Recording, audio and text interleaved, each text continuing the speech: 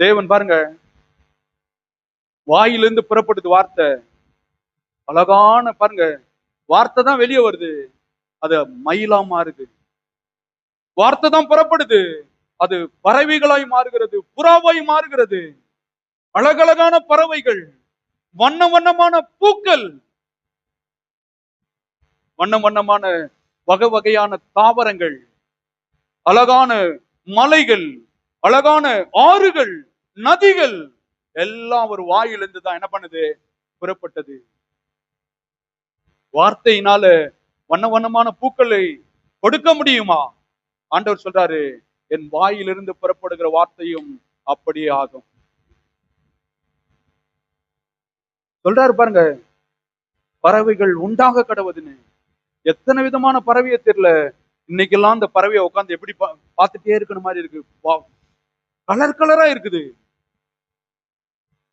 எல்லாம் வார்த்தையில் இருந்து வந்தது, அவர் வாயிலிருந்து வந்தது.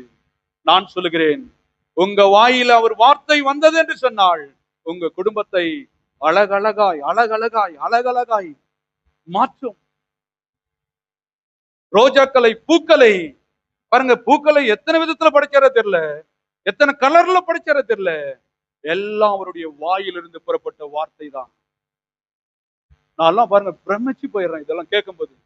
ஆண்டவரே, உங்க வார்த்தை இவ்வளவு கலரை இவ்வளவு அழகா உண்டாக்குதுன்னா, அப்ப என் குடும்பத்தையும் என் வாழ்க்கையும் உங்க வார்த்தை என்ன பண்ணும், உண்டாக்கும். கரங்களை தட்டி தேவனை மேம்படுத்துவோம். அதனால சொல்றேன், நீங்கள் தேவ சாயலில் படைக்கப்பட்டவர்கள் என்பதை மறந்துடக்கூடாது. அவர் உட்கார்ந்து பேசும்போதெல்லாம் மலைகள், பர்வதங்கள் அழகாய் மாறுகிறது, நதிகள் மாறுகிறது, ஆறுகள் மாறுகிறது, பறவைகள் உண்டாகிறது, வெளிச்சம் உண்டாகிறது, அழகான வானங்கள் உண்டாகிறது. நான் சொல்கிறேன், தேவ வார்த்தையை நீங்கள் கேட்டு மனதிலே வைத்து அதை பேசும் பொழுதெல்லாம் உங்க குடும்பம் அழகாய் மாறும். எத்தனை பேர் விசுவாசிக்கிறீர்கள்? ஆமா, அதை பேசுறதே நம்ம விட்டுறது. பேசுறது பாருங்க,